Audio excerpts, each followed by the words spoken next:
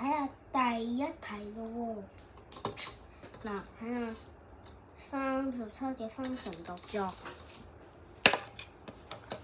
咁我首先我俾你聽個位邊度10位邊度先啦，咁係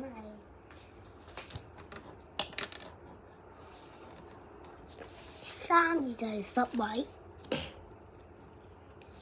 ，7字就係個位。咁你睇下其他嗰啲，你應該都識㗎。呢個呢係唔係讀作23，係30，佢係3嚟㗎。呢個係30，呢個係37喎。咁佢哋合成應該會變成37㗎啦。讀作就係37，要寫中國數目字。呢個一樣。咁呢個應該係10位定個位？你自己諗下喎。10位個位簡單咩？咁我而家考咗難啲先喎。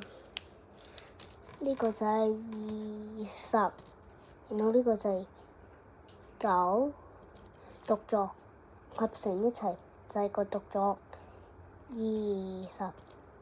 考啊呢！如果20加9就等於29。睇下下面24。如果兩個前面都係12字，咁樣點算？佢計邊個大邊個細啊？睇下咯喎。咁我哋梗係睇咗個位先啦。咁睇下呢個咯喎。邊個係最大？邊個係最細？一齊睇下喎。29係大，24係細。最大個應該係37，呢度入邊嘅數其實應該都唔係37，係73。呢度就係10位個位。睇下你識唔識寫？呢個就係20，佢係20。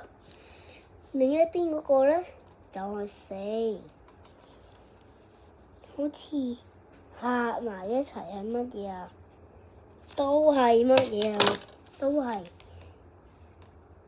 24喎。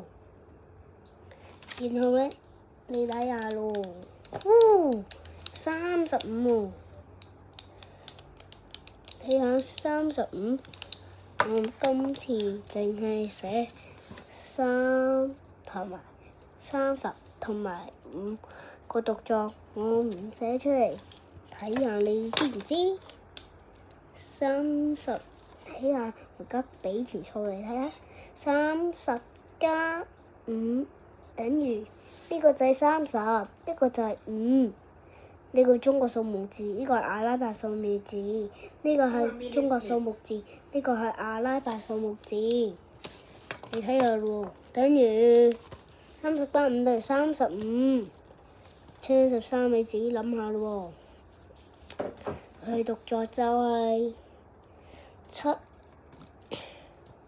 然後隔離係3，70如果加3要等於乜嘢？